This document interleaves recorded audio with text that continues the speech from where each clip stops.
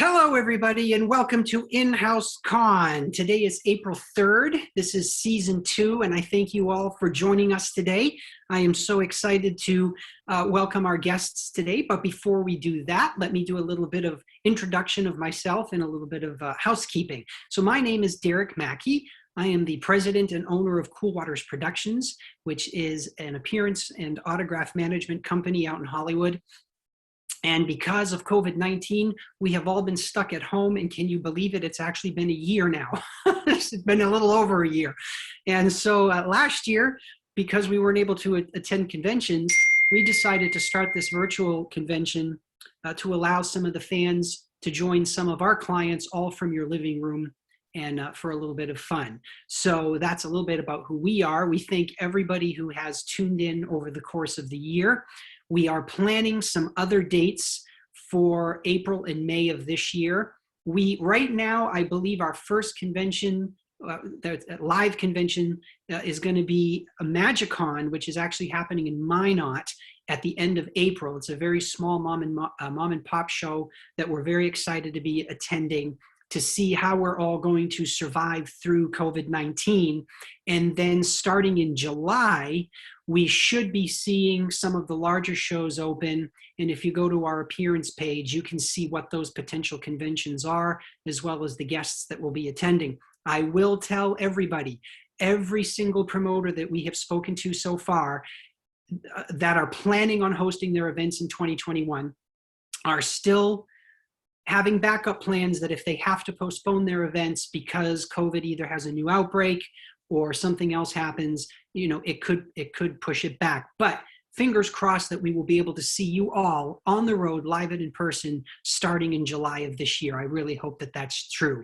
Until then, as I said, I am working on some other InHouse-CON panels that we will be hosting, and just check our website for more information. Now, if you're not familiar with InHouse-CON and how we operate here on Zoom, what I tell everybody, for your best viewing pleasure, choose gallery view, which is in the upper right-hand corner of your screen if you're joining us from a computer or laptop. If you're joining us from an iPhone or an Android, you won't be able to choose gallery view. You're just going to have to let Zoom choose who you see.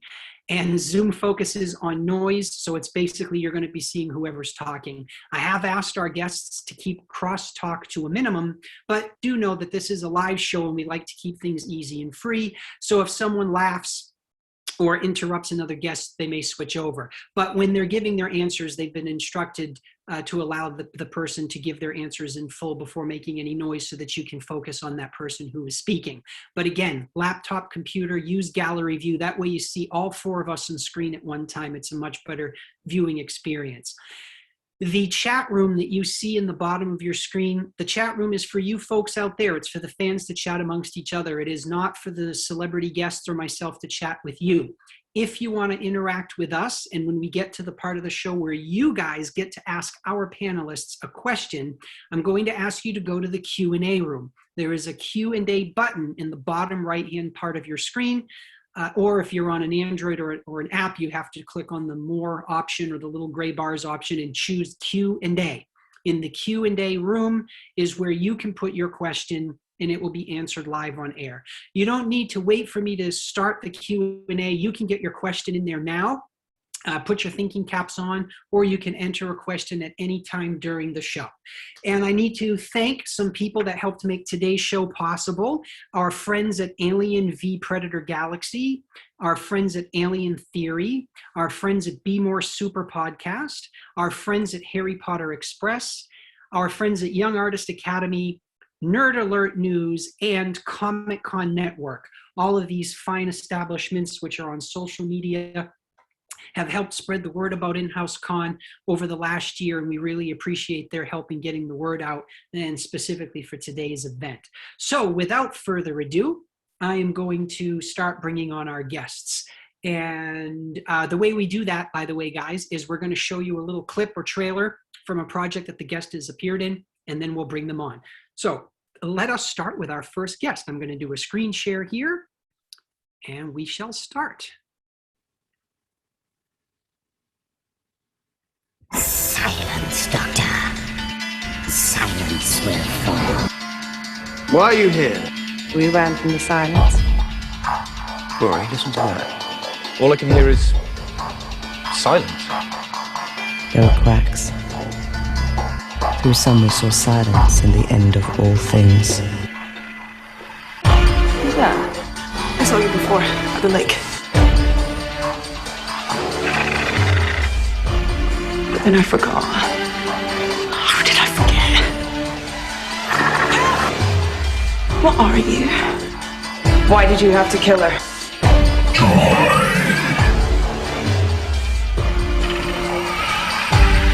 There's nothing out there.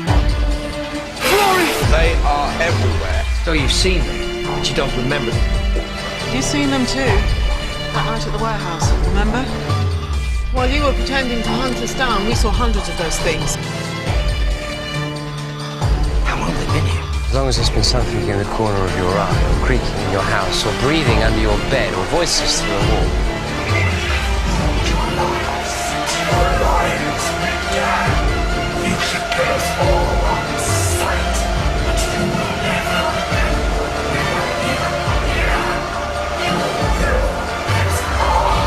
We are not fighting an alien invasion. We're leading a revolution. And today the battle begins.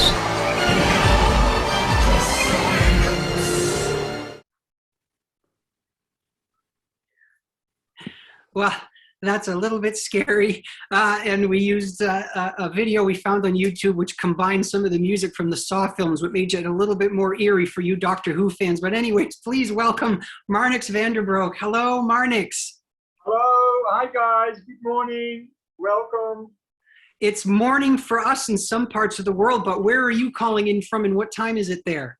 I'm in Amsterdam, Holland, so it's 9 p.m. here. Oh, my goodness. Well, thank you for staying up with us, Marnix, and joining us today to chat with the fans. We really appreciate it. No worries, no worries. It's not late at all.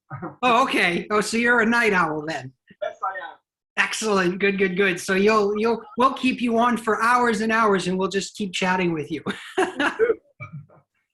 All right. So thank you for joining us, Marnix. We're going to hide your video now so that we can bring on the next guest. So let me do a screen share and do that. Actually, what I need to do is make sure that that video is ready to go because we don't want to have any mistakes. There we go. Okay, guys, here we go. We're going to bring on our next guest.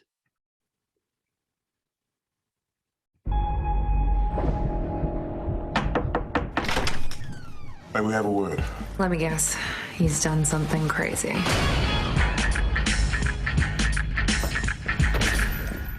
Shove me again, I want to break your neck.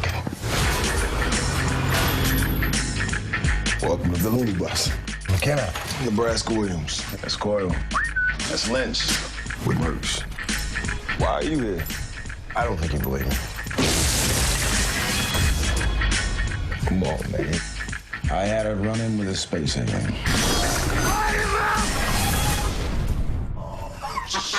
This fucking guy is crazier than the rest of us. The fuck was that? That's the thing that killed my man.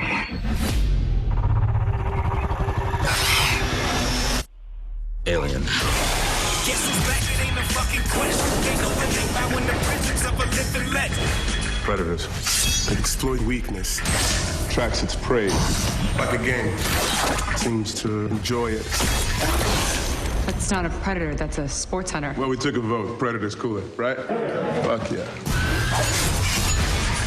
Do you have a plan? Ex-sniper with PTSD and a team that's mental? You're insane, right? Gentlemen, they're large. They're fast. And fucking you up's their idea of tourism. Figured something out. I think we're gonna die. Just pointing it out. My big boy's a hunter. He brought his dogs with him.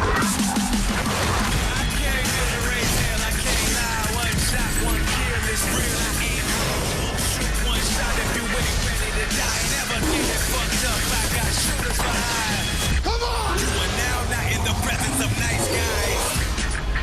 The Predator. Only in theaters, September 14th. All right. Everybody, let's start my video first of all. There we go. Everybody, please let's welcome Kyle Strauss to the show, hiding behind his predator figure. Hello, Kyle. How are you? I am excellent. How are you? I'm very good. That trailer, first of all, I have to apologize if anybody has families watching. I didn't realize I grabbed the R version of the trailer. So yeah, the F-bomb did drop. I apologize, but that's okay. If you're watching this show, you probably have heard it 1,000 times anyway. So Kyle, how where are you calling in from and how are you, sir? I am calling in from Vancouver, British Columbia, and it is raining as usual in April. Well, it'll bring lots of flowers, though, in May, right? Absolutely. Excellent. Vancouver, wonderful. So we have people from all around the world today, which is fantastic. Thank you for taking time out of your day to join us today. Of course. Very appreciate it. All right, now we're going to bring on Kyle, your video is going to disappear. We'll see you back here in a moment. We're going to bring on our last guest. And let me just preface this with something, guys. I know you're probably all jazzed to be seeing our next guest in a lot of the sci-fi and horror films that he's done, like Aliens and AVP and the Predator films and Pumpkinhead and all these other films. But because we've had some other Aliens guests on in the past, and we've seen those trailers 1,000 times, I've decided to choose a different trailer to introduce our next guest. And it's actually one of my personal favorite little films. And if you haven't seen it, I think this trailer will entice you. And when we bring on that guest, I'm going to have him explain a little bit of the importance of this film to him and his business partner. You'll get what I mean after you see it. So let me bring that up now. And here we go.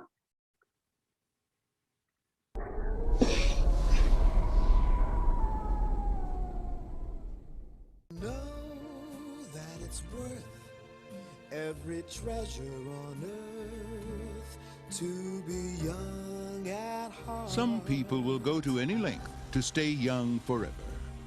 Is that someone? It's Madeline Ashton. Oh, she was a big star in the 60s. I thought she was dead.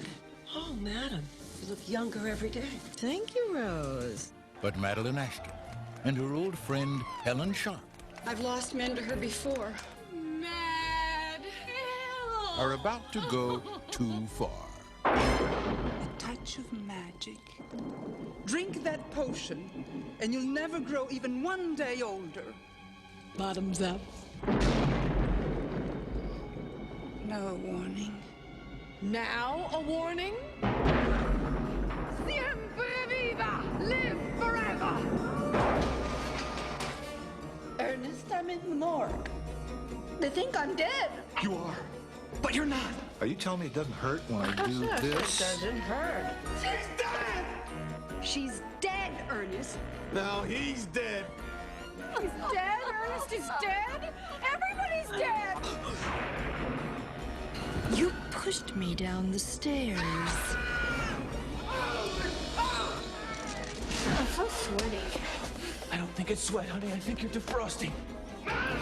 It's a lie.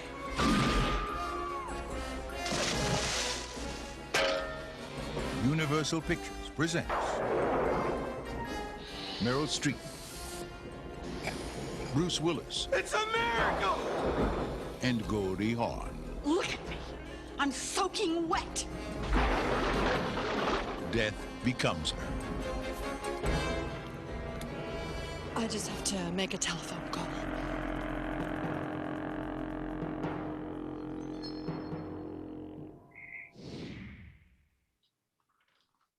All right, ladies and gentlemen, please welcome our final guest, Alec Gillis, to the show. Alec, how are you, sir? Hello, Derek. Thank you so much for inviting me. I am so pleased to have you. And I look at all of your friends behind you are joining us. Thank you for that. I love it. Where are you calling in from today, Alec? I am in my studio in Los Angeles. In Los Angeles, just a few miles from me. I'm out here in Los Angeles as well at my home. So anyway, thank you for joining us. I'm going to have my tech guru, Tyler, bring on our other guests. And while he's doing that, Alec, I would like you to start off here and explain, by the way, guys, Kyle, Marnix, Alec, I'm introducing you to each other. There you go. Hello, guys. Hi, Alec. I know Kyle very well. Hello, Marnix. I know you, boy. All right. So, Alec, I chose one of my personal favorite little films to introduce you, and it holds an important place in the business and entertainment world for you and your business partner, Tom Woodruff Jr. Could you explain to our viewers exactly the importance of Death Becomes Her for you? Well, it was pivotal for us because it was the film that we won the Oscar for in '92.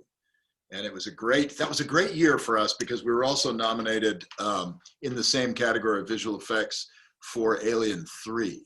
So Death Becomes Her is the one that came out victorious, and it was a milestone for the company. An absolute milestone.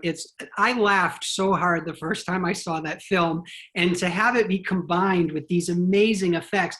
You know, I didn't know that you were nominated the same time for Alien 3, which also has some incredible effects, but I guess you guys know what you're doing because at least you got the Oscar for Death Becomes Her.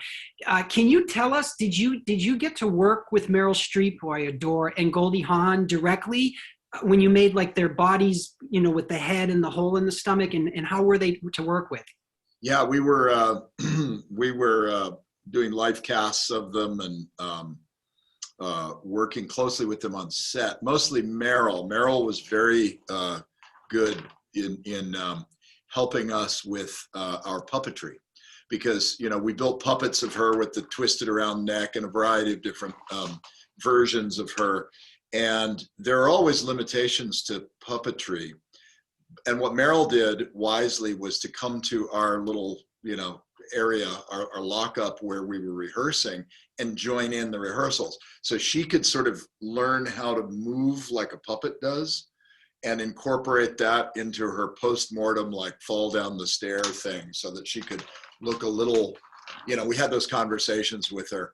And so she is a very sort of, what do I want to say, generous actor. She doesn't just say, call me when you're ready and all that. The other intimate moment we had with Meryl was, you notice in the trailer, there's a scene where a shot where her breasts lift.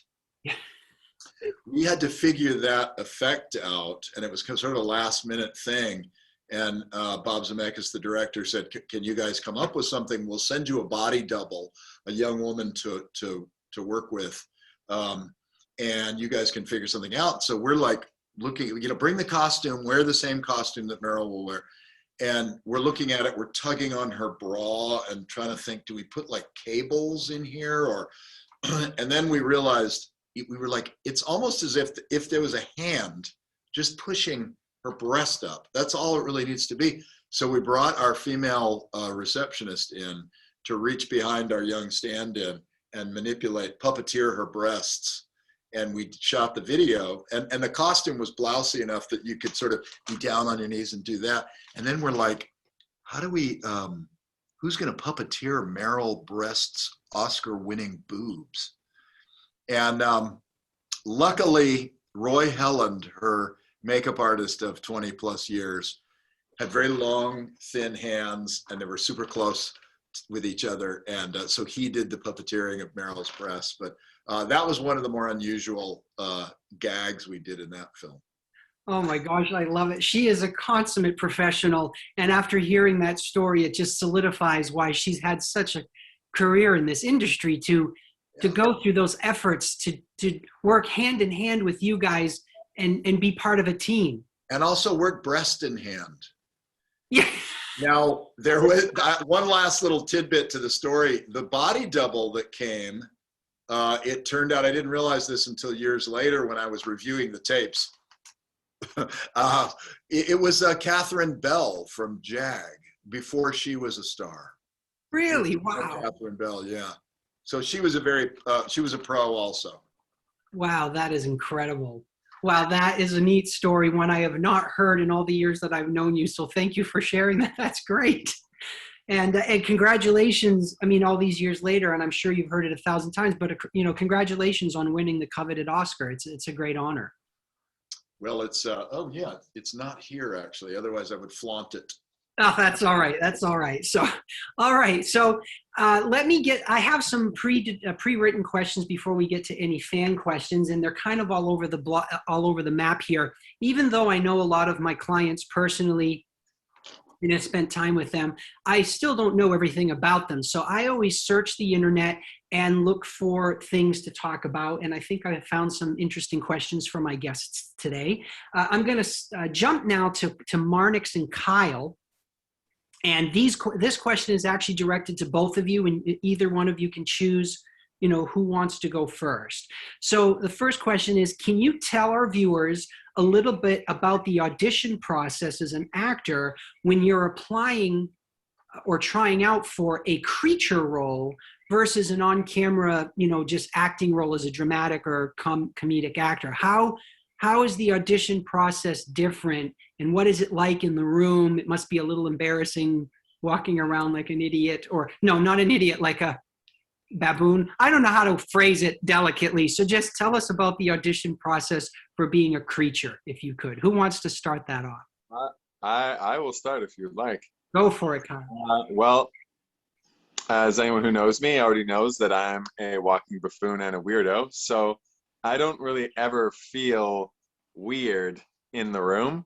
It's more just another playground, and they want you to play. They want you to do something that's going to make them go, oh shit, okay. So the difference in those processes is, for me, my experience is, for creature work, they actually structure the auditions quite similarly, but there's just a lot more of a breakdown in terms of for me, the feeling of what they want this creature to be or this character to be. And so when I'm coming and bringing something in, I come in with multiple options right off the bat, so that if I do something and they're like, I'm not really feeling it, I'm not kind of standing there going, okay, well, I just go, okay, well, I've got this too. Oh, well, I've got this too.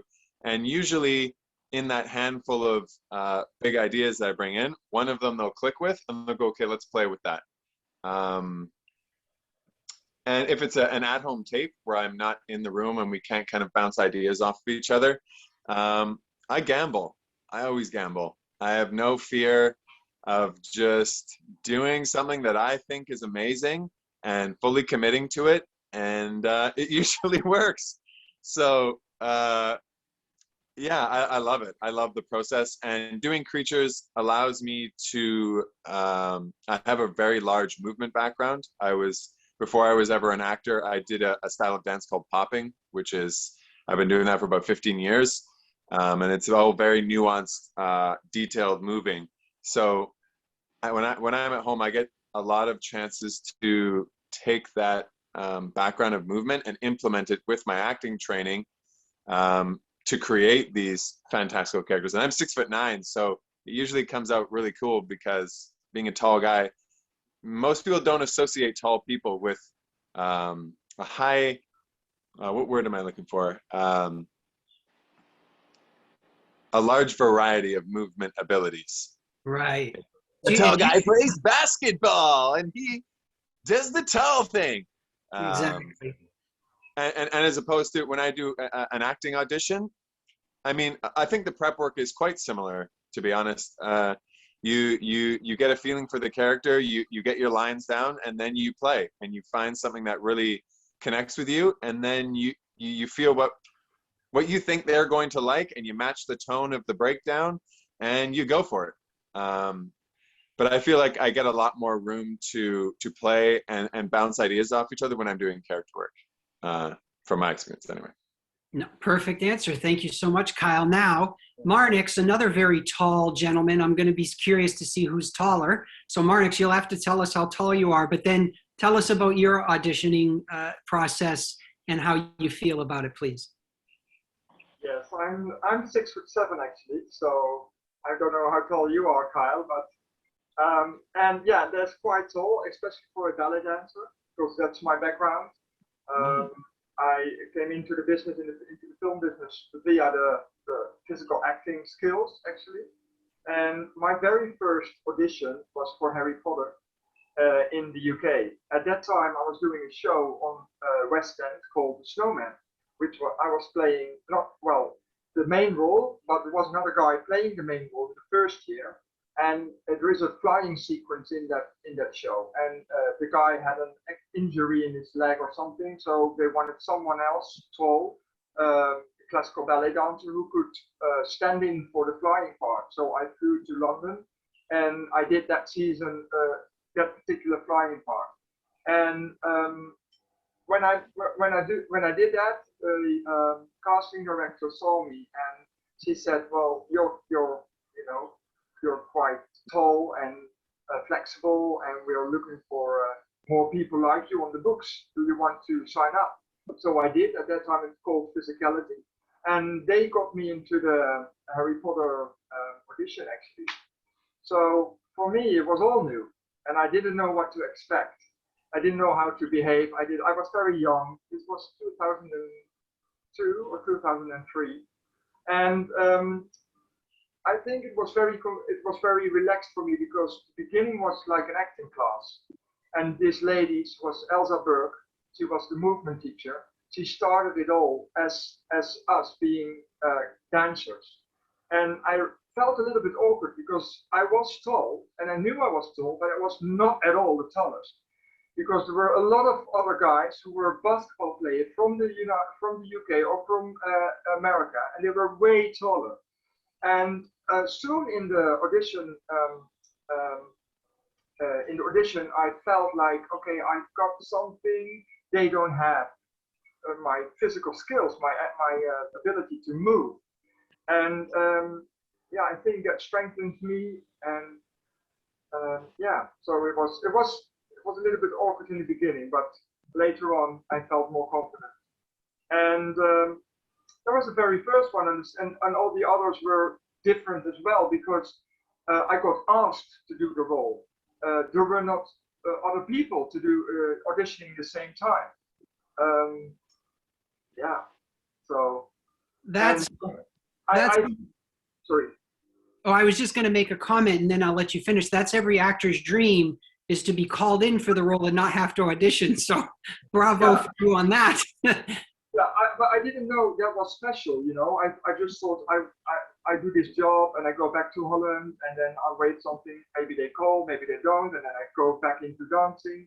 But then the roles kept going, and I did a few in a row, and yeah, I was happy. Very good. Thank you so much, Marnix. Let me ask a question to all of our panelists, and again, you guys can jump in and decide however you want. I would like, and because Alec, your inspirations are actually going to be different, I think, from the two other gentlemen, or maybe not. But the question is, who are your inspirations or heroes, either in front of the camera or behind the camera, that sparked your interest in being part of this crazy entertainment industry? Who would like to go first? I think that's Kyle. Okay, Kyle, go for it. You suck. Okay, cool. Man, I am a cinephile. I have been watching movies since I could probably see. So there's a lot of inspirations. In terms of creatures and characters, I mean, I'm sure everyone knows Doug, the legend Doug Jones. And I'm a big fan of indie films, and I'm always searching for people who are doing the weirdest shit. People who are doing characters that really pique my interest. So Doug has been doing that since probably before I was born. And Andy Serkis, I've always been a big fan of a lot of the character choices he makes, and just the boldness in which he makes it.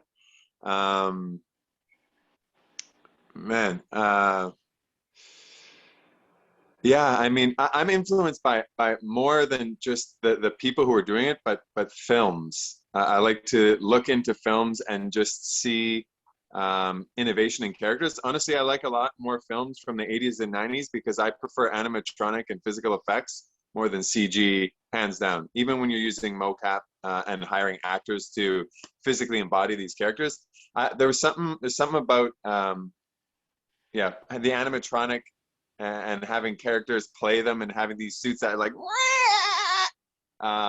the physicality of it. I really like it. I really like the texture of that. And I draw a lot of inspiration from films in that era. Yeah, if I come up with something more intellectual, I'll get back to you. No, that is a perfect answer, Kyle. And you know, Doug Jones is actually one of my clients and one of my dearest friends. That guy is incredible. I'm gonna, before Alec and Marnix give their answers, and this gives them a little bit more time to think too. Kyle, I want to share a quick little story with you about Doug Jones, and maybe you don't know this, but it'll show you, again, like Meryl Streep, what a consummate professional and actor Doug is. When he did Guillermo del Toro's Pan's Labyrinth, which was a completely Spanish film, Guillermo told Doug that he wanted him for his performance because he knew that he could bring the character to life the way that he wanted. But Doug told Guillermo originally no, because he didn't speak Spanish. And Guillermo said, well, I don't care if you can speak Spanish. You can, you know, count to 10 and I'm just going to overdub you anyway with a Spaniard speaking artist, not a Mexican speaking artist, because the nuances in the language had to be so precise. And Doug actually told him, no, I refuse to do that. If I'm going to do this film for you, I'm going to mouth the words properly in Spanish so that your voiceover actor, it'll all blend perfectly and it'll sell the image that much more. So he actually had Guillermo prepare him a script in English and a script in Spanish. And so when you see Doug speaking on screen, even though it's not his voice, he's mouthing the words in Spanish, which he took the time to learn. And to this day, still doesn't speak a word of Spanish. He understands a little bit, but that just shows you, like, if he's one of your inspirations and one of your heroes, that's just another reason why he should be, for someone like you in this world. You have to be that way. This is entertainment. The Hollywood entertainment industry is an art form. And if you're going to be part of this art form, this is my opinion, you need to be all in. And if that means you got to learn another language, you should do it. And no, I think there's a lot of A-listers out there that wouldn't do it. So I'm just bravo on you that he's one of your heroes, because that man's amazing. Yeah. Okay, now that you've had your thinking caps on, Alec and Marnix, no. inspiration and heroes. I'm the same Doug Jones for me, 100%. I like that. Alec, what about you, sir? Boy, if I don't say Doug Jones at this point. Yes, of course. And Derek, I've had the pleasure of spending some time with Doug at the conventions, and he is just a stellar person as well as being a stellar talent. For me in my career, you know, I grew up watching movies and being fascinated by effects and effects films. So Ray Harryhausen, the stop motion animator, was a big influence on me. That's what I wanted to do up until I was about 20, was stop motion. However, I also had an interest in makeup because of the original Planet of the Apes film and John Chambers' great work in that. And of course, you know, as a teenager, I was becoming aware of Rick Baker's work, even back on movies like Schlock, which I think was from 71 or 72, John Landis's first film that Rick Baker created an ape suit for when he was like, you know, 18 or 19 years old. And this thing was already much better than most things that you saw in Hollywood. Other whiz kids like Rick's protege, Rob Bottin, who did Darkness from the Ridley Scott movie Legend, as well as The Thing and tons of others. You know, I had the good fortune to meet Rob Bottin when I started working for Roger Corman's company when I was about 20, 21 years old. And so I've been very fortunate to be surrounded early in my career by great people.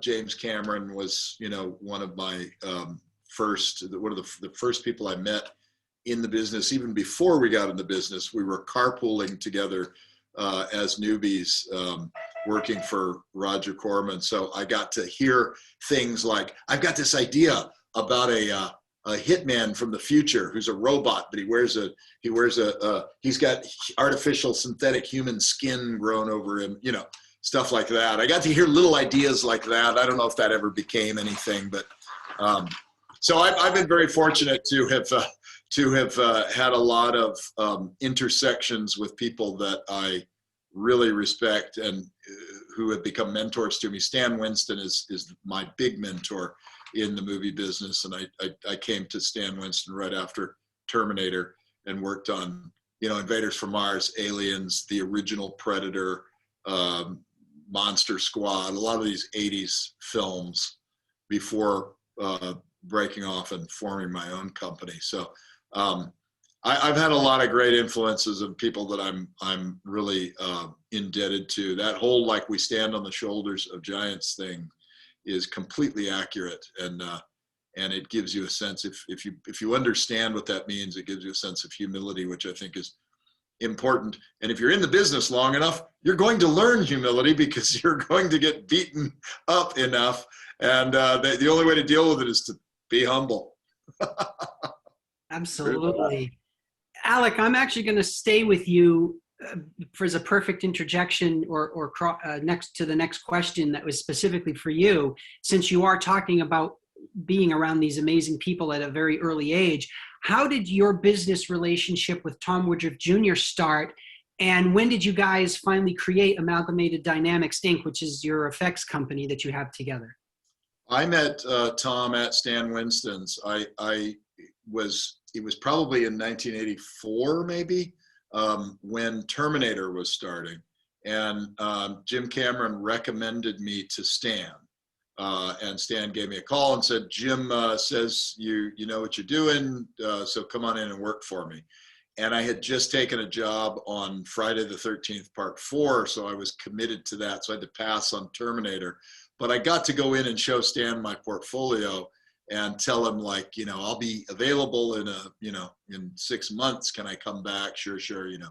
But that's when I met Tom. And one of the things that stood out about Tom to me was his sense of humor.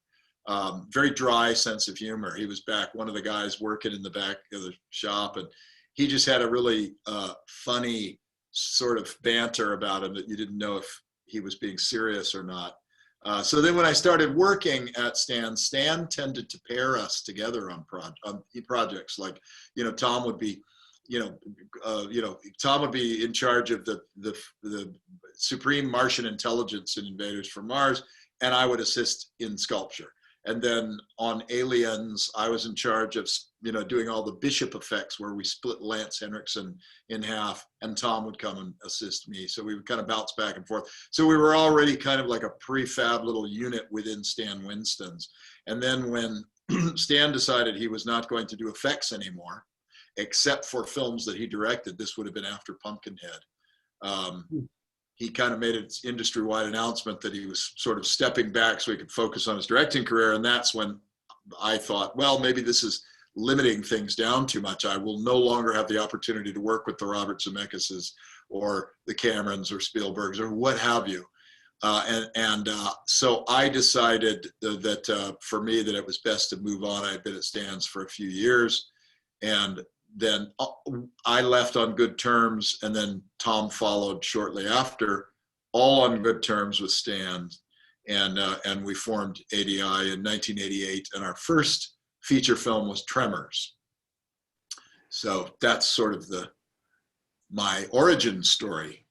Perfect. I love it. And I didn't realize, again, all the years I've known you, how, the full backstory. So I appreciate you sharing that. That's great. And you answered it already, because my first question was going to be, so when you guys started your own company, were you kind of like, going to backstab these people that gave you a start? But since Stan decided to focus on directing, that wasn't the case. So That's right. And we always had a great relationship with Stan, and he would refer jobs to us, and he was always very supportive, a very fatherly kind of nurturing figure, which is a great role model.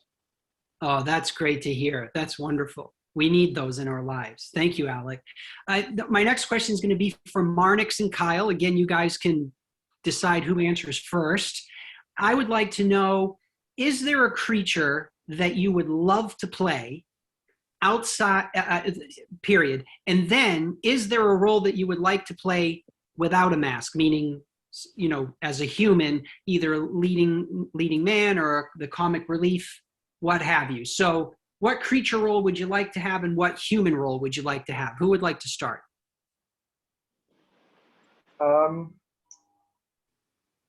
I think I was always a little bit insecure about my work because as I was trained as a ballet dancer, never as an actor. So, but I always wanted to sort of escape from the second layer skin on my face or the big costume around me. I always was intrigued and interested to know more about how it would be to be a straight actor, like, you know, as yourself or with your own face. So I started sort of dreaming about other roles. And that's why I said Doc Jones, because that story you told about him, that he wanted to do his own voice, or use his own voice. For one moment, that was sort of the case for me when I was doing Mr. Pump from Going Postal for Terry Pratchett's movie, and I was always dubbing the voice, not dubbing the voice. I was doing the voice on set during the takes, and then they for one moment they sort of spoke about should he do the voice, because it's sort of with his accent it's sort of funny when Mr. Pump, like a big golem, a big this big creature, talks like him, you know. And for a split second I thought, yes, let's do that, because that gives me the opportunity to break out of, you know, of the costume and get a little bit more featured as myself. But it's still a dream. So yeah, what can I say? I think there is not one particular character I want to play. It's just, and I haven't played a character for a long time now, but if there's one coming around, I would probably say the thinner the skin, the better. So less animatronics, less big costumes around me, and more thinner the skin. Yeah, so I can sort of use my body more, so you can see it, and maybe my voice, or as if it was only one line. That's nice.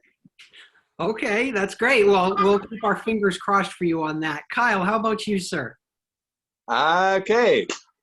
In terms of characters, I mean, playing the Predator was quite legendary. There's some stuff in the future that's very exciting.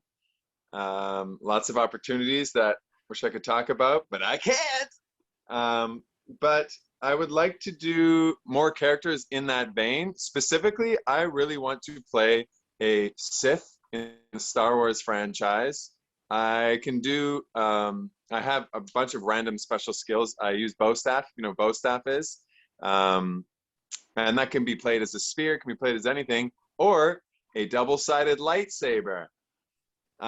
So I would really like to play a character like that, which would be very similar to how Marnix was saying, with very thin costume. It's more about my actual movement profile, and the prosthetics that I would be using would be, you know, the makeup on the face, kind of like how Darth Maul had that set up.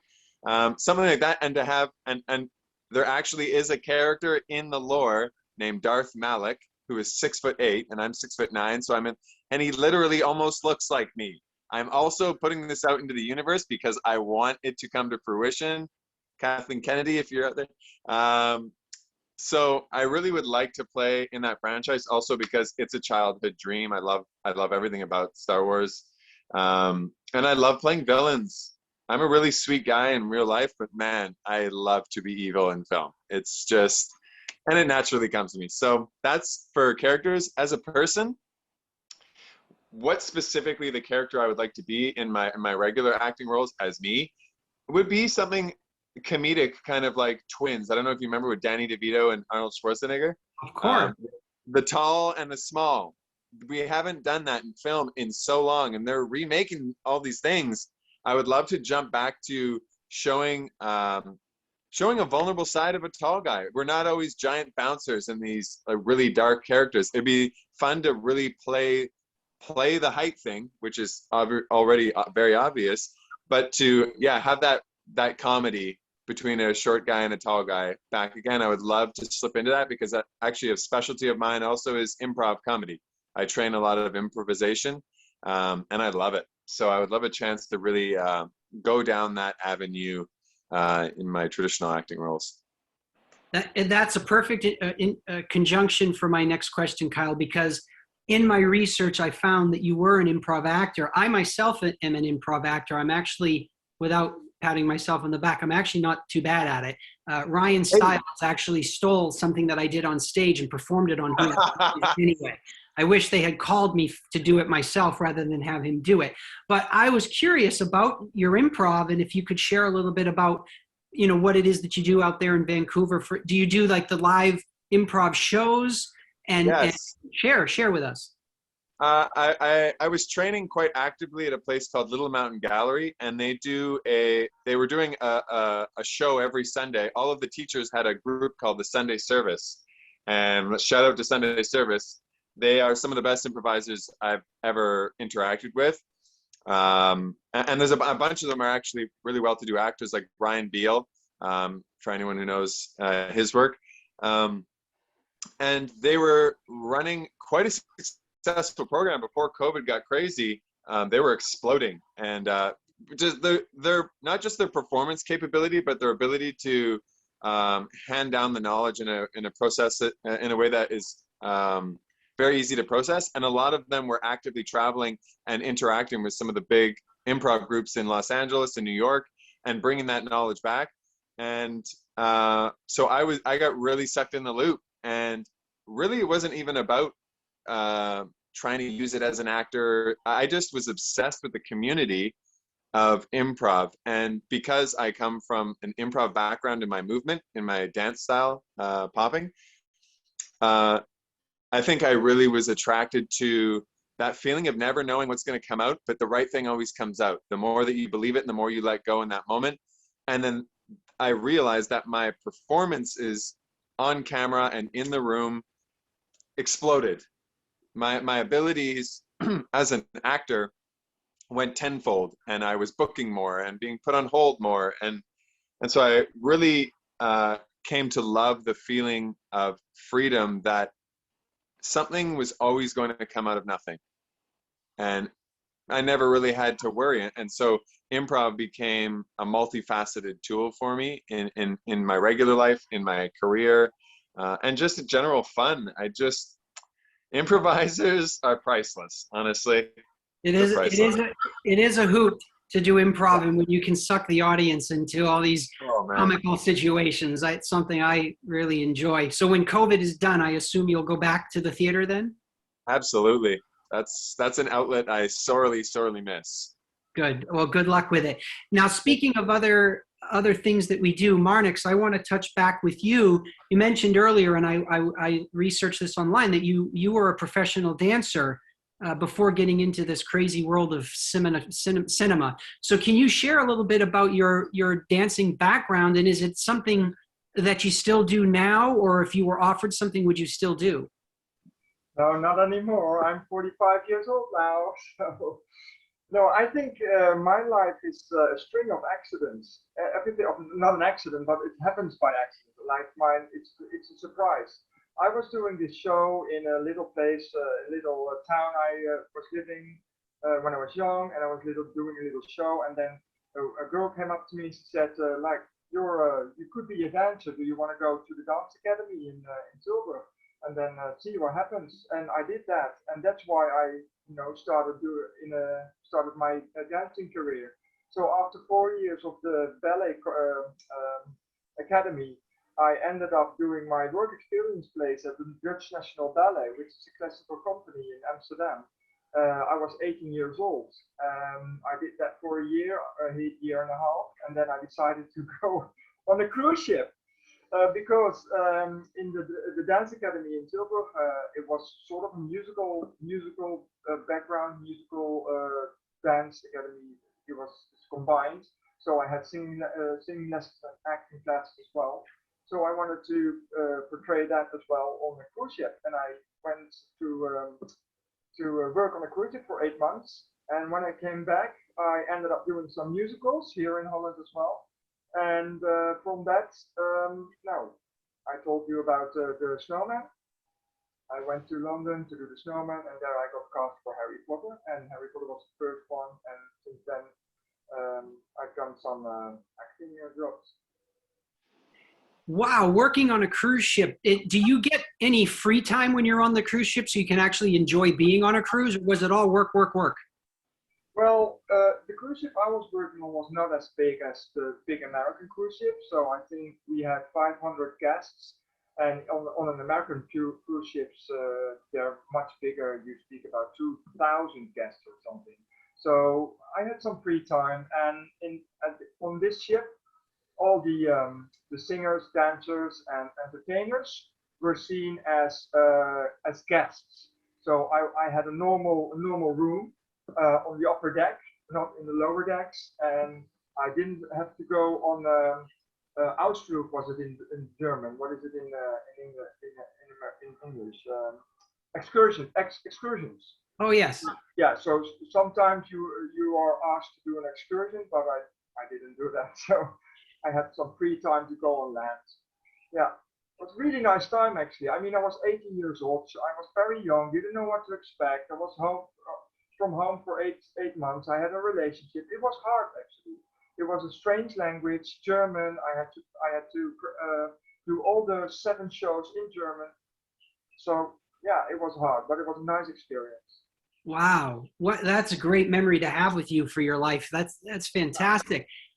Thank you for sharing. So this is perfect. We're talking about other hats that we wear in our careers. I'm going to ask my tech guru to hide everyone's video. Alec, we're going to share something with another hat that you wear in this industry. But before you do, I'm going to show everybody a trailer.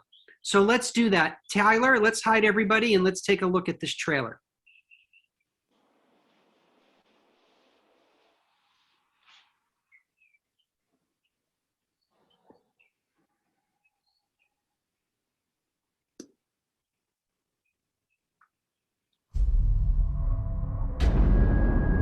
Dutch Harbor Coast Guard, this is fishing vessel Harbinger, informing you that we've dredged a piece of wreckage containing human remains.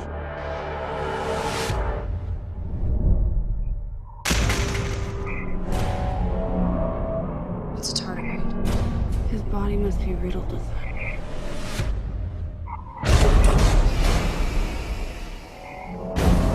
Don't let it burn me up, please. What the hell are you doing, Spec? He's infected. You don't know that for sure.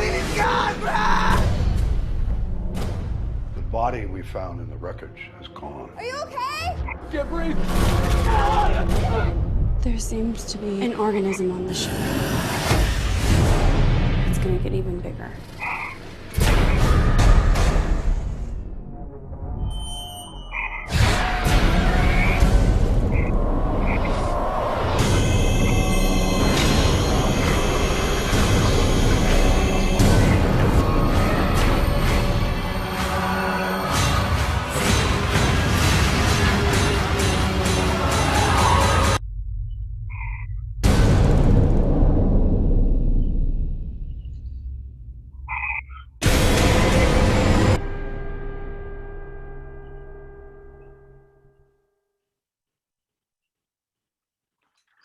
All right, let's see. My video needs to start. There we go. So, nope, I'm here. Here I am. All right, so Alec wearing a different hat. That was a little sneak peek of what? Well, that's a film that we did, created in-house, released in 2015. I think it's on Amazon Prime now. It was a kind of a reaction to something that happened on a film called The Thing 2011. We did the prequel to The Thing, the 84 or 82 Carpenter film. And we created a whole bunch of practical effects work for it in the vein of what Rob Bottin did for John Carpenter. And before the film came out, there was a decision made, I think at the studio level, to replace most of the practical work that we did with digital work. And so people were asking us, what happened? Did you guys screw up? Why would this, why would they replace your work? And we released a video, just a compilation, a 5 or 7 minute video of everything that we had done for the film, and it got millions of views, and millions of people were leaving comments and saying, you know, how heartbroken they were because they thought what we did looked terrific. And it sort of became a focal point of this question of why is CGI used and why is not more practical effects used. So it really became sort of the foundation of our YouTube channel. And our YouTube channel has, I don't know, close to 300,000 maybe subscribers and 160 million views. And it's all our tests and behind the scenes work from our various movies over the years. But what I decided to do was, you know, I realized that there was this groundswell of fan reaction and support for practical effects. And I thought, what if we just do our own movie that kind of gives the fans what they want, which is rubber monsters, right? And I can make the fans a promise that it will not be replaced with digital. For better or for worse, I'm going to not, you know, I'm going to use the digital techniques only as a support technique for rod removal or compositing or what have you. So we did a Kickstarter, and we raised some record funds for sci-fi feature, and I think we raised about $400,000. And I had my friend Lance Henriksen, who we've worked with on 10 plus movies in the past, to star. And I just told the fans, you know, I'm going to do an 80s style film that will be a mashup of The Thing and Alien, and it'll have Lance Henriksen battling rubber monsters, and you know, it'll be an ensemble, you know, in the vein of these old classic films that we all love. So we brought in found another financial partner in Dark Dunes, which is a Abu Dhabi company, Sultan Al Darmaki, his company. But we did this labor of love, sort of low budget film that was produced all in-house, and it takes place on a fishing trawler like Deadliest Catch, you know. We used some stock footage from Deadliest Catch. Every trick of the book that I learned at Roger Corman's to bring in something on a low budget. We shot in a warehouse in Chatsworth, California, right around the corner. You know, it was hot outside, but it looks like the frozen north. We did a cool thing where when we were out on deck, we taped little vape pens with vegetable oils under the actors' sleeves. So while we were slating, actors would take a big hit off of it, and then their first few lines they could speak with exhalation of breath, and it was really quite effective. So we were doing all kinds of sets that were made out of cardboard, and it was just a blast. And it turned out well enough that that it got a theatrical release, and it got released in 26 different countries, and somebody other than me is making money on it. Oh, that is unfortunately how every young independent filmmaker feels that harsh hit. I'm the same way, Alec. My film Instant Dads is on Amazon, and so before we got it back on Amazon, we had to get it back from the original distributor who never paid me a dime, and I know that they made money off of it. So I feel you. You got it back. Congratulations if you got it back. That's cool. All the rights are mine now, and we celebrated our 15th anniversary in 2020, actually. So I did a special re-release. I'll have to send you a copy of it. I have a little book that comes with it and all that. But enough about me. So for Harbinger Down, you serve as director, and did you also write it? And what else? What's the other hats you wore aside from writer, producer, director, creature effects designer? You know, I mean, the list goes on. When you're doing a low budget movie, you know, you have to wear a lot of hats. And that's the fun of it, is that, you know, it really is like those old movies, you know, where the kids put on a play.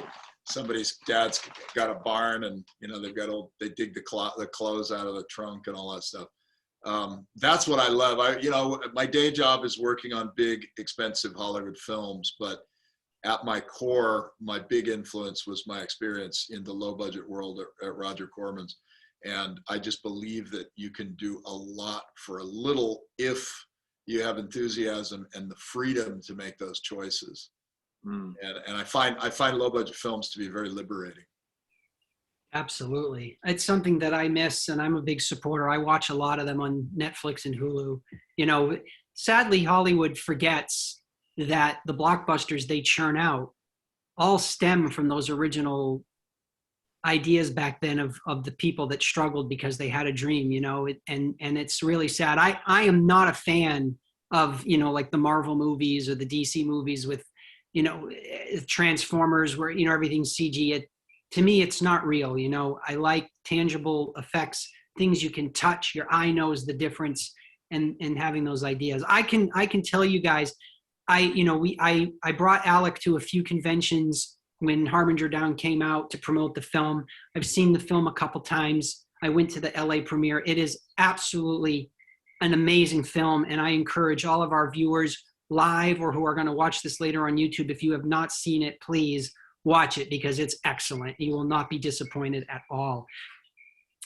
Let's take a question. I'm going to combine a question for Marnix and Kyle, and then I'm going to twist it a little bit for you, Alec, only because of the difference in what you guys do here in Hollywood. So Marnix and Kyle, your question is, what was the longest day to get in and out of a makeup or a costume that you wore?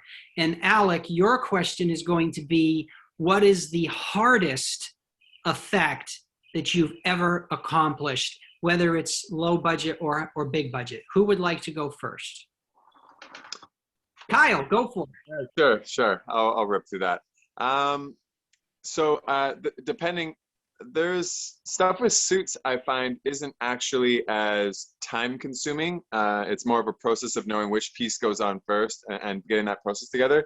But heavy prosthetics, I've done a couple characters where one of them I got burned, and I think it was a 5 or 6 hour application, because it wasn't just my face, but it was my shoulder and my arm, and just the application was so tedious, and there was a lot of detail. So they would put it on, and they would color it and then texture it, and then they have to keep you shiny. They got to keep the spray on it and keep it shiny. But yeah, I think it was about a 5 or 6 hour application. I've been very fortunate in a lot of my suit gigs that getting the suits on is usually the least tedious part. It's usually something to do with the head. Once the head goes on, then there's like, okay, well, is the camera ready? Well, no, now they need to fasten down the neck, and then they need to put in the contacts, and then they need to, align something with the jaw. I mean, so that can take some time, but I think my longest application was, it was actually for Supernatural, I think. I was a character that was quite severely burned. Wow. Okay, perfect. Marnix, how about you? I think for me the same, because most of the stuff I was wearing was like a rubber suit or a heady. With Harry Potter, there was some animatronics involved, but I think the longest an hour. They put on the suit first, and then on the set, like 50 minutes or half an hour before, they put on the animatronics and zip the suit up. So I think all together an hour. Okay, not a whole lot of time. You should consider yourself lucky from not having to do it 6 hours of makeup. It was really uncomfortable though with the Harry Potter suit, the werewolf, because it was so heavy, especially to be on the stilts. Was like it was. Sometimes it was just not doable. So it was a big challenge. Got it. All right, Alec, your turn. I'm going to pick as the most difficult animatronic suit we've ever created. I'm going to pick Goro from Mortal Kombat from, what was that, 1990 or whatever? Oh boy, that was, so that was Tom Woodruff, suit performer extraordinaire Tom Woodruff, wearing the legs and lower body of Goro. He was the lower arms of Goro. And then Goro's upper body came up off of his shoulders, and we had mechanical arms that were, attached to this sort of backpack rig. And on top of that, we had a neck mechanism and Goro's head. And they were all packed with animatronic servo motors, et cetera. I think the whole suit weighed about 130 pounds. And it didn't take us that long to get Tom into the suit, but once he was in, you had to supply him with air, we thought it would be kind of funny if you lift his loincloth and plug it right into his crotch. And we would pump air into him, and then we could unplug it, and he'd have about a minute of air sort of welled up in the suit before he'd do this signal, and then we'd come in and grab him and plug the suit in again. But it was a grueling build. You know, I think we built the whole thing in about 3 months' time. It's very sophisticated for its time. It had a telemetry device with a puppeteer off screen, and all the movements he would make, Goro's upper arms would make. And so it was a technical challenge as well as a performance challenge. And then on top of it, you know, it was the era when CGI was just starting. So some of our producers were really much less into Goro's success. They were much more interested in a character called Reptile that they did that was a all digital character. So we kind of felt a little bit like maybe we didn't have exactly the support that we needed on Goro, but he turned out very well. I always had you know, mixed feelings about him until I learned that Peter Jackson and Richard Taylor, the head of Weta, were just massive fans of that character and how we did it and all that stuff. So I thought, well, okay, sometimes we judge ourselves based on our own skewed internal vision of how we did or didn't do. And really, once you make something like this, you put it out in the world and it becomes its own thing and it gets its own reaction, good or bad. And over the years, people have really given us given Goro a lot of love, which I bask in vicariously. Perfect. And then Alec, I have another question. Because effects they can be hit or miss. And let's pick on the big industry. My video is not working. There we go. Let's pick on the big industry films for this. Was there ever a time when you and Tom in your company created an effect or a creature, something that you've done, a special effect, where you watch the film and you go, oh my God, why did we do that? You can either see something that shouldn't have been seen or whatever. And then the flip side of that question is, what was the effect or creature that you did when you watched the film and you went, oh my God, that worked out way better than we expected? Well, you know, I think when you're a creative person, you're always looking at your own work very critically. I don't know too many creative people that just go, wow, knocked that one out of the park, and I'm pretty awesome. I think most of us go the other way, where we have to somehow train ourselves not to be vicious to ourselves after the fact. But there is one example that you know, when I was younger, that really it ate me up a lot, was in the Bishop effects in Aliens. There are shots where Lance Henriksen is you know, he's split in half and he's coming up through a hole in the floor, and I built a fake chest for him, and little Newt is flying by and he reaches out and grabs her and saves her as she's about to get sucked out the spaceship.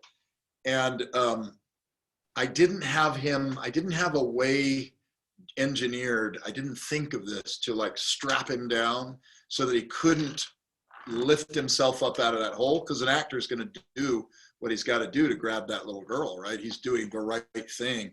And each time he would do it, he would come out of that hole and I would see the edge of the hole. And I was trying to going to him, say, could you not, you know, I'm trying to get him to modify his performance, which is really kind of, I've learned, not the way to do it. You don't go to an actor. I mean, sometimes you have to. Sometimes you have to, as Kyle knows. I mean, I'm sure I probably came up to him and go, hey man, can you not turn the Predator's head that way? Because I don't like this, or whatever, right? But to this day, I see that hole, and I saw it at the cast and crew screening, but it's funny because other people, many years later now, the film is beloved. So things like that become part of what you love about it. I've had people say, yeah, I see that hole. And you know what? I love it. I love that it's a real thing. It's a real actor there. It's not a digital creation of a human being. It's a real guy, and there's a flaw, big deal. And I think, oh yeah, I always liked seeing the wire of the Cowardly Lion's tail. There was something charming about it. I wouldn't vote for those kinds of flaws. I try to eliminate those kinds of flaws. But you know, you learn to live with it and accept it and say, this is art. Art is, especially practical effects, where you are subject to the realities of the materials and physics, etc. They have a mind of their own, and you can try to beat them into submission, or you can try to work with them, and as long as you're learning from them. I can tell you, I don't think there's ever been an actor in a whole that I've worked on that's ever come out and revealed the technique again. So I guess I learned from it. Excellent. Excellent. Thank you, guys. All right, let's take a couple of fan questions before we wrap up our show today. The first one is to Marnix, and where did it go? Oh, here. Marnix, what is the secret to your physique? And thank you for sharing yourself and your life on Instagram. So for those of you who follow Marnix on Instagram, you've probably seen that he's pretty chiseled. So Marnix, how do you keep such an amazing physique? Well, first of all, I've been trained as a ballet dancer, as I've told you many times now. So it's in my, I think it's in my DNA to keep working on myself. And in the meantime, in between jobs, I was looking for something to do and to earn some money. And I thought, why not, you know, do something in the physical world? And I became a coach, a trainer, personal trainer. And that's what I'm doing now. So I have to set an example for my clients. So that's why I'm training, I think, 3 times a week. And I do intermittent fasting, and I'm now on a keto diet. So those 3 things keep me healthy, actually. Yeah, it's a hard work though. I'm 45 now, so it's getting harder and harder, especially around the belly. But intermittent fasting is the trick. All right, thank you so much. Our next question comes from Angie, and this is directed towards all of you. Well, Alec, you can answer it too. We'll just broaden it a little bit. She wants to know how old you guys when you started off in the business, and specifically for Kyle and Marnix, what drove you specifically to be an actor? So all 3 of you, how old were you when you started off in this crazy world? I'll go on it. I think I started off in background, ironically enough, and could not do background because I was 6'9", and I always stuck out. So I got into special skills probably around 23 years old. And then at about 25 is when I really got into acting in a serious way. And I just consumed my life. So I would say about 23 is when I jumped in the industry, and 25 is when I really started taking it seriously.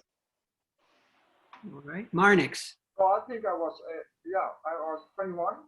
So I finished the dance academy around my age of 21, and then I danced for 1-2 years, and then I got the role in Harry Potter. So that was the very first acting job.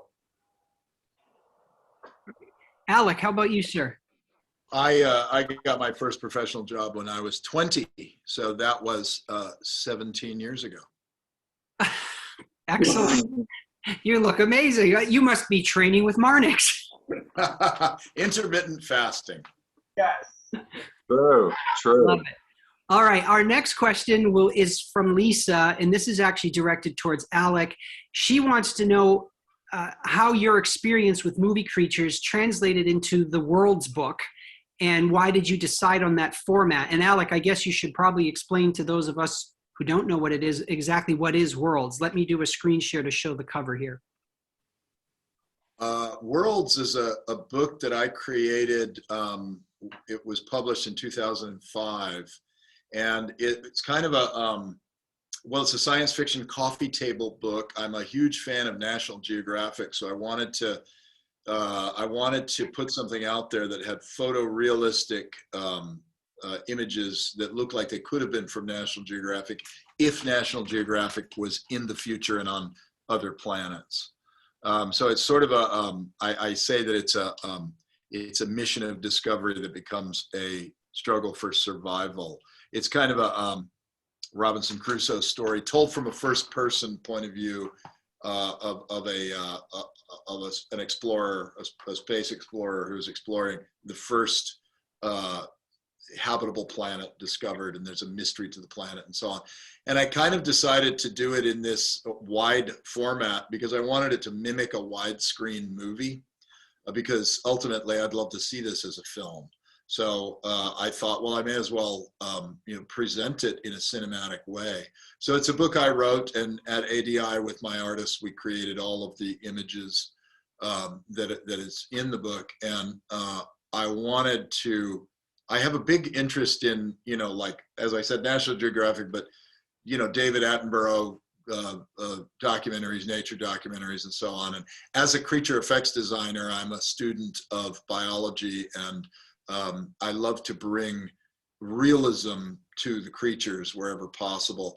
And I don't get to do that quite enough. So this is me playing and doing the things that I really wanted to do more of and put out in the world. It was optioned by Sony Studios for Tobey Maguire back in the day. It was 2005 or so. It was optioned, and they were developing it as a big feature, as a big giant. That I would not have directed it, but it was a big giant thing, and they decided to make the Will Smith movie After Earth instead, and then that film didn't do so well. So then they're like, the option returned to me, so it's back with me now. But it's something that is sort of like I just wanted to make a book and not worry about trying to sell it as a project or anything. What happens. It's meant to be a book, and it's gotten me some nice, it's opened some doors in areas that I wouldn't have had that opportunity had I not stuck my neck out. This is what I tell young artists is, like, if you want to go into a direction, just start going. Do things yourself that push you in that direction, because if you're waiting around for someone to wave the magic wand at you, it's probably not going to happen. Very sound advice. Absolutely. You've got to just go for it. Irvin Kershner used to tell me, when it came to writing, Irvin Kershner directed The Empire Strikes Back and a bunch of other stuff. He was my mentor. And he used to tell me, when you're writing something, just write what you want. Don't worry about how much it'll cost to bring it to the screen. The money will come, because if you restrict yourself because you're trying to think like a studio head, you'll never get your project written. So I think that's sound advice. So one last question, and then we're going to do our sign-offs. We had a question directed to everybody, and it's only if you are able to share. What is your next project that we can look forward to seeing you in?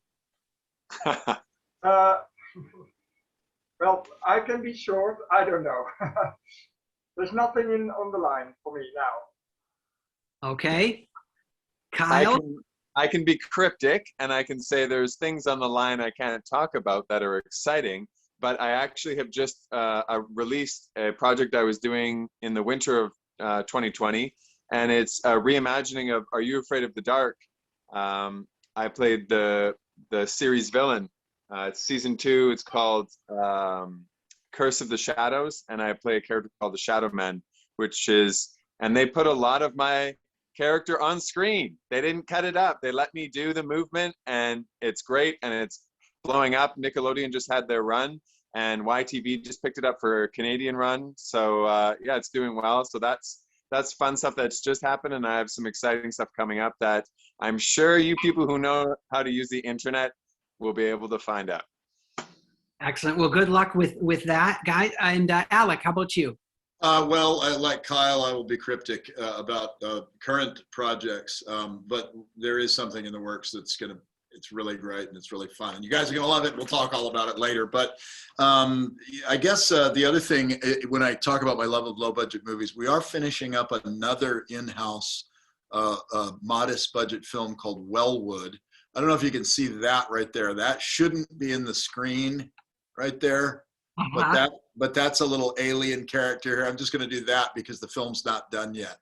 But that will be we'll have that finished in a couple of months, and we'll be ready to move that out into the market. But there's something else that I'd like to bring your fans' attention to, and that is that if you haven't seen Neil Blomkamp's Oates Studios experimental films, which I believe are on Prime Video, if you look up Oates Volume 2, he's got a whole bunch of great stuff. We contributed to a lot of the cool sci-fi stuff, but there's a couple of, there's some short films that Neil cast me in as an actor, where I play Bad President. You should look up Bad President, where I got to, as you were saying, Kyle, it's fun to play bad guys.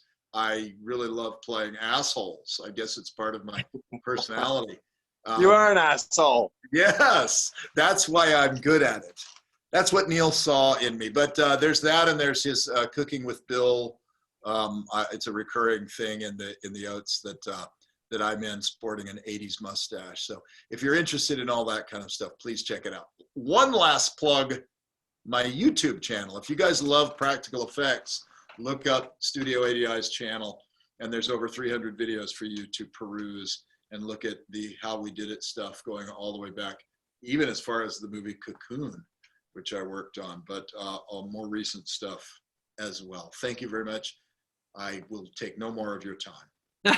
No, it's totally cool. This is shameless, selfless plugs are what we're all about here. It's fantastic. So, no, that's great. And we'll make sure that my social media guru, Tyler, gets all that information posted, and we'll see if we can get it posted on our social media as well. So I need to thank you guys for joining us today. I need to thank those of you who are watching live, those of you who will watch us later on the YouTube channel. I want to remind everyone that autographs for all of our guests are still available. My social media guru is going to put the link in the chat room. If you didn't get an autograph yet, or you'd like to get an additional autograph from one of our guests, please do. And I have to personally thank everybody out there who supports InHouse-CON. With COVID-19 being here, Cool Waters is a small family-run business, and we were hit drastically hard by this. So your support in my clients and my company is deeply appreciated, and thank you so very much. I want to thank our friends again at Alien v Predator Galaxy, Alien Theory, Be More Super Podcast, Harry Potter Express, Young Artists Academy, Nerd Alert News, and Comic-Con Network for all of your support in getting the word out about our event. So guys, before I roll our, oh wait, and I have to thank my social media guru, Tyler, for all of his hard work as well. So thank you, Tyler. So before I start our credits, we only have 45 seconds of credits, guys. This is not a movie theater. Don't get up and leave your seats. I want to have all of our guests say their goodbyes. Marnix, we'll start with you, sir. Thank you very much, guys. It was a privilege to be here from Amsterdam, and a happy Easter weekend to you all. Thanks, Marnix. We'll see you later. Bye-bye. Kyle, how about you, sir? Goodbye. Something, something, something. Goodbye. No, thank you for having me. Thank you for hanging out. It was a good time. And check you later. Thanks, Kyle. Take care. And Alex, last but not least. Thank you very much. Thank you, Derek, for including me as always. And thank you guys for showing up and helping keep practical effects alive. Absolutely. Thank you so much, Alec. Thank you, everyone, for watching. Again, check our website for some upcoming events that we have with guests. And as always, I appreciate you. Here come the credits. Take care now. Bye-bye.